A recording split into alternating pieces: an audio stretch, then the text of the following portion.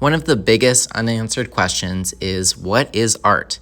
Because a lot of times people will say a lot of things like, well, if it's realistic, then it's art. Or if it's beautiful, it's art. Other people have different interpretations of art. So take a look at this photo by Dorothy Lang, and she caught this really sad moment during the Great Depression, which was in the 1920s. But some people would say that, oh, she's not an artist because she just caught a moment. She just got lucky. She didn't tell the girls to start crying and this mom to look all sad. She just caught a moment. While some say that photography is art, what about graffiti? Take a look at this image. This is an illegal graffiti tag on a building. Some people would say that because it's illegal and it is wrong, that graffiti is not art. But what about this mural? This mural was supposed to be there and the artist got paid for it. Does it mean that this one is art and that graffiti is not art? Some people might say if you have a lot of skill and you took your time and you made something that looks really beautiful, and even though it's illegal, it's still art. I have to be super clear that graffiti is illegal and you will get in huge trouble if that ever happened. But we're going to take a moment and just ask each other, what do you think? Is graffiti art or is it not art? Go ahead and talk to your neighbors and then we'll discuss. Alrighty, fifth grade. So today we are going to do some graffiti art. You have a piece of paper in front of you. If not, I'll pass it out in a moment.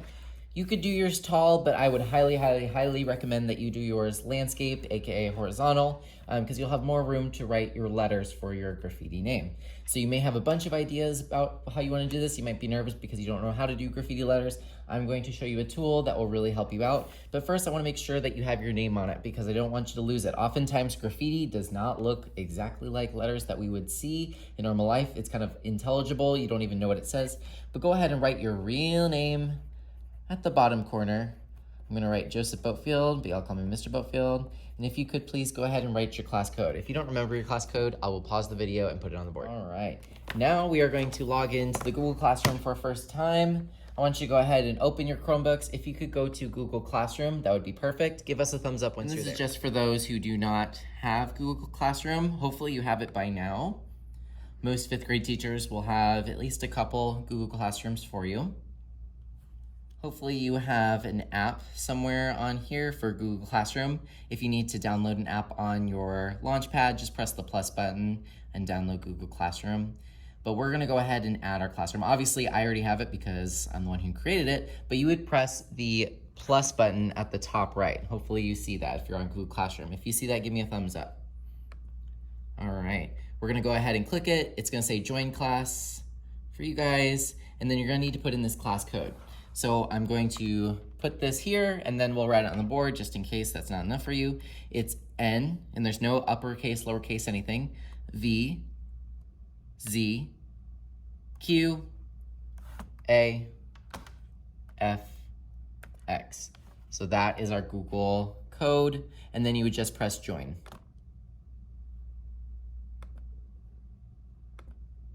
So hopefully you'll have the fifth grade art studio classroom on your Google Classroom page.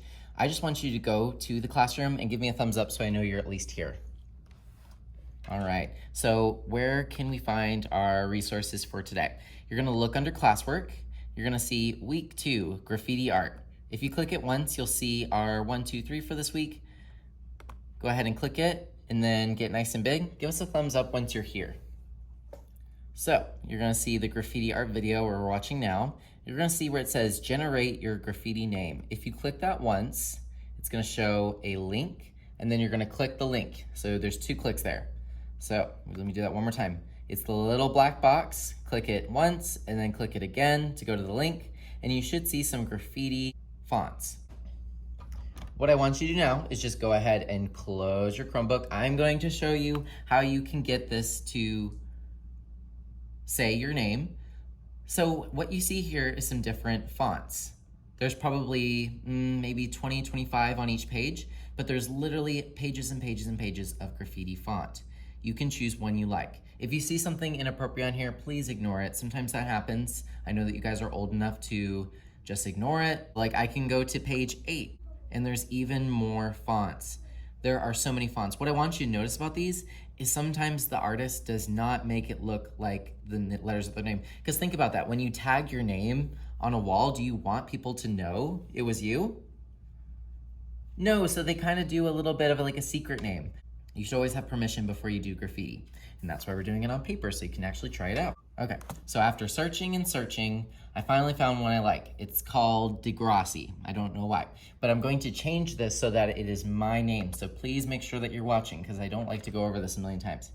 So before you do anything, I clicked the link to go to that font. I'm not just gonna copy Degrassi. I want it to say my name or another word that's really important to you.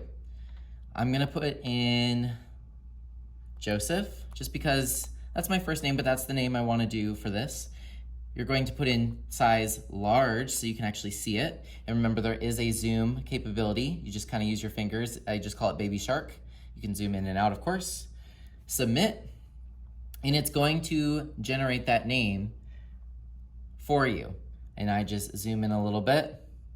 You guys are in 5th grade. You don't need to trace, nor will it work. This is the nice fancy paper. You don't get another one. Once you go through one paper, I'm not giving you another. If you mess up, you can erase. So just what I call go light till you get it right. If you go light, you can always erase really quickly. And then if you like something, just go harder.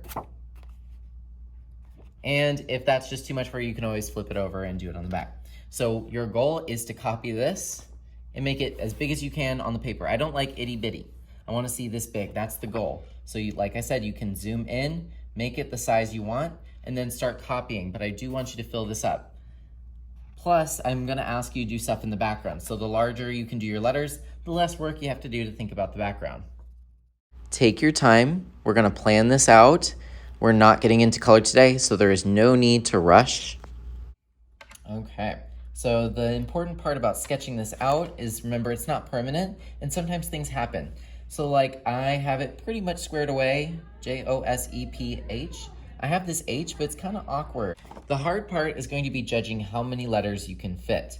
So it's really important that you use that pencil, go light, just in case you have to erase, especially at the end. It's like, should I just cram all these letters together?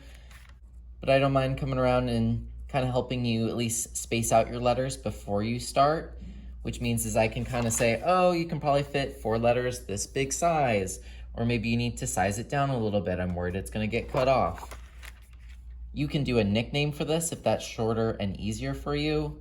Like I said, you can choose another word. I prefer names because I want to see what your name would look like in this crazy font, but it's totally up to you. All right, so now I have the letters out. Sometimes the letters will have like really bold sides. It's up to you if you want to make it look 3D like that. I'm probably just going to go over it with black next time. Do think about the background. You could do fire, you could do an explosion. I'm going to do just a brick wall. I want it to actually look like graffiti on a brick wall, so I'm gonna do some horizontal lines, and then I'm gonna do some pencil lines just to indicate brick. I have my finished composition. This is what I'm looking for. I wanna see your letters using some sort of font that includes bubble letters, and I want you to see you do something with the background. It can be just an explosion, it can be lines, but do something to make it interesting. We don't want just a floating graffiti tag. Once you're done, keep this at your table. I'm gonna pick it up later. You're welcome to work as long as you need to today. Do not do color. We're gonna be adding color next time, so don't you worry. You are certainly welcome to do something for another class on your computer, but we also have free activities. You could read a book if you wanted to. We have expo markers and boards if you want to draw and then erase. We have free draw paper as well. In here we have origami paper, so this paper is just for folding. But if you need colored paper for anything like drawing or creating something, we have that in the scrap paper bin. This is shape puzzles. You're a little bit old for that, but whatever.